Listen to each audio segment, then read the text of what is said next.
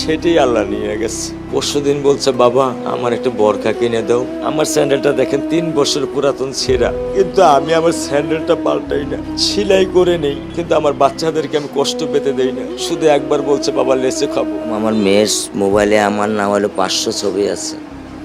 আমি এখনো সাহস পাইনি আমার মেয়ের একটা ছবি বের করে দেখতে। আমার সে সাহস নাই।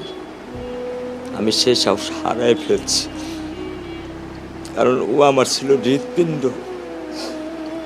ওর জীবনে এমন কোনো চাওয়া নাই যেটা আমি পূরণ করি নাই। পরশুদিন বলছে বাবা আমার একটা বরখা কিনে দাও। আমার চাচতো ভাই বললো ভাই ইসলামপুর থেকে 300-400 টাকা পাওয়া যায়।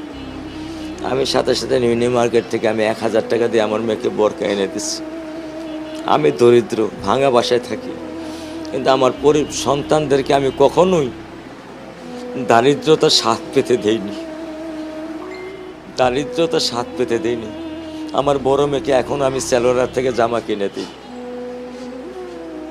আমার স্যান্ডেলটা দেখেন 3 বছর পুরাতন ছেঁড়া, কিন্তু আমি আমার স্যান্ডেলটা পাল্টাই না, সেলাই করে নেই, কিন্তু আমার বাচ্চাদেরকে আমি কষ্ট পেতে দেই না। শুধু একবার বলছে বাবা লেচে খাবো। আমি 1 মিনিটও দেরি করিনি, 1 মিনিটও আমি দেরি করিনি।